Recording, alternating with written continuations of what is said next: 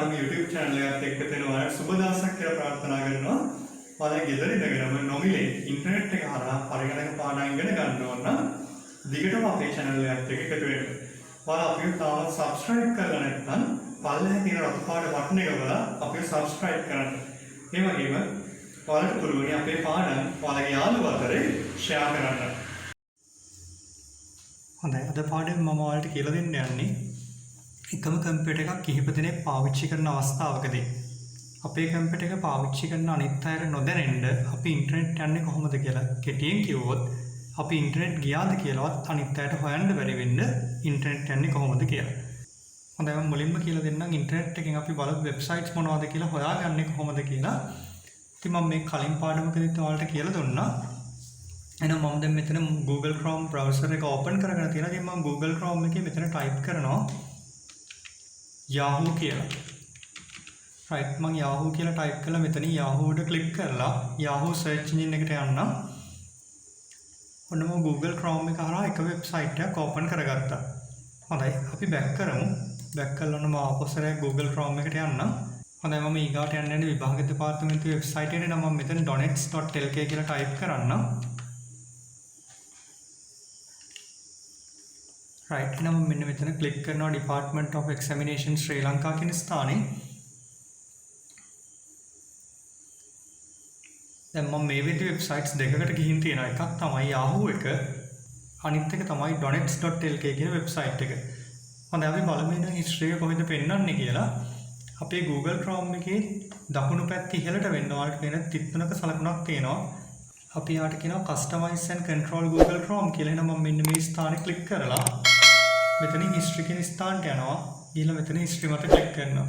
දැන් ඔයාලට පේනවාද මම බලපු වෙබ්සයිට්ස් මෙතන පෙන්නලා තියෙනවා. මුලින්ම මම Yahoo එකට ගිහින් තියෙනවා. ඊට පස්සේ අපි Google එකට ආවා. ඊට පස්සේ Google එකෙන් donets.lk කියලා අපි search කරලා තියෙනවා. මේ වගේ මම visit කරපු වෙබ්සයිට්ස් ටික මෙතන පෙන්නලා තියෙනවා. වෙලාවනුත් එක්ක තමයි පෙන්නලා තියෙන්නේ. දැන් ඔයාලට පේනවාද Yahoo කියන වෙබ්සයිට් එකට මම ගිහින් තියෙන්නේ රෑ 11:43ට. එතන මේ donets.lk කියන වෙබ්සයිට් එකට ගිහින් තියෙන්නේ රෑ 11:44ට. ඉතින් මේ විදිහට history එක පෙන්නලා තියෙනවා. හොඳයි, මම මෙතනින් දැන් history එක අයින් කරන්න. එහෙනම් මෙතන clear browsing data කියලා තියෙනවා. මම මෙතන click කරනවා. click කළා මේ ආපු window එකේ time range එකේ all time තියාගෙන මම clear data උඩ click කරන්න. හොඳයි, මේ පිළිබඳව වීඩියෝ එකක් දාලා තිනවා. ඔයාලට මේක බලා ගන්න පුළුවන්. මම කලින් වීඩියෝ එකකිනුත් history එක කොහොමද clear කරන්න කියලා. හොඳයි, මම මෙතනින් close කරන්නම් මේ tab එක. මේ tab එකත් close කරනවා. right, දැන් මට යන්න ඕන ඉන්ටර්නෙට් එකට. හැබැයි තවත් කෙනෙකුට හොයන්න බැරි වෙන්න customize and control Google Chrome උඩ මම click කරනවා. click කරලා ඉවරලා මේන මෙනු එකේ තුන්වෙනි option එක තියෙනවා new incognito window කියලා. එහෙනම් මම මේ තුන්වෙනි option එකේ තියෙන new incognito window කියන ස්ථානය මත click කරන්නම්. click කරාම මෙන්න මේ විදිහට තමයි මගේ browser එක පෙන්වන්නේ. කළු පාටින් තමයි මගේ web browser එක පෙන්වන්නේ. හොඳයි, මම එහෙනම් මෙතනින් Google එකට යන්නම්. මේකේ address bar එකේ මම type කරනවා www. අපි ගිලින් Yahoo යන්කෝ www.yahoo.com. right, ඔන්න මම Yahoo එකට ගියා. right, එහෙනම් මම ඉස්සෙල්ලා වගේම donets.lk කියන වෙබ්සයිට් එකකට කොහොමද යන්න. එහෙනම් මම මෙතන address bar එකේ click කරලා www.donets.lk කියලා type කරලා නෝම enter කරා. හොඳයි, එහෙනම් මම ඉස්සෙල්ලා වගේම දැනුත් වෙබ්සයිට්ස් දෙකකට ගිහින් තියෙනවා. හැබැයි මේ දාසරේ මම ගියේ incognito window එක හරහායි.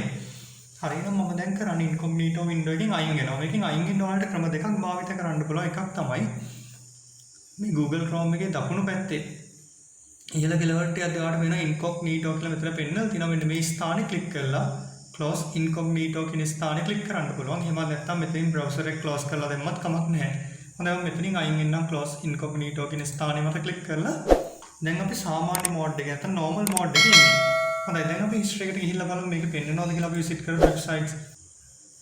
එහෙනම් මම ඉස්සෙල්ලා වගේම මෙතන customize and control Google Chrome කියන ස්ථානේ click කරලා මෙතන history වලට යනවා. ඊළඟ මෙතන history උඩ click කරනවා. දැන් ඔයාලට පේනදී මගේ history එකේ කිසිම දෙයක් පෙන්නලා නැහැ. ඒ කියන්නේ මම කිසිම website එකකට ගිහිල්ලා නැහැ කියන එක තමයි මෙතන පෙන්වන්න කරන්නේ. ඉතින් මේ විදිහට ඔයාලටත් පුළුවන් තවත් කෙනෙකුට හොයාගන්න බැරි වෙන්න ඔයාලට අවශ්‍ය website එකට යන්න. ඔය කම්පියුටර් එකේදී මේ incognito mode එක පාවිච්චි කරලා ඔයා browse කරන දේවල් වෙනත් කෙනෙකුට බලා ගන්න බැරි වුණාට ඔයා රැකියාව කරන ස්ථානයේදී එහෙම නැත්නම් ස්කෝලේ කම්පියුටර් එකකින් ඔයා ඉන්කොග්නිටෝ මෝඩ් එක භාවිත කරලා බ්‍රවුස් කරොත් ඒ බ්‍රවුස් කරන දේවල් අදාළ ආයතනයට බලා ගැනීම හැකියාව තියෙනවා. ඒ වගේම තමයි ISP ට එහෙම නැත්නම් ඉන්ටර්නෙට් සර්විස් ප්‍රොවයිඩර්ටත් ඔයා විසිට් කරපු වෙබ්සයිට්ස් මොනවද කියලා බලා ගැනීම හැකියාව තියෙනවා. ඉතින් මේ ඉන්කොග්නිටෝ මෝඩ් එක වට වැදගත් වෙන්නේ ඔය කම්පියුටර් එක කිහිප දෙනෙක් පාවිච්චි කරන අවස්ථාවකදී අනිත් අයට ඔයා බ්‍රවුස් කරේ මොනවද කියලා බලා ගන්න බැරි වෙන්න බ්‍රවුස් කරන්න විතරයි. ඉතින් මම හිතනවා මේ වීඩියෝ එකෙන් ඔයාට අලුත් දෙයක් දැනගන්න ලැබෙන්න ඇති කියලා. ඔයාට වීඩියෝ එක ගැන හිතුණු දේ වීඩියෝ එකට කලින් කමෙන්ට් කරන්න අමතක කරන්නත් එපා.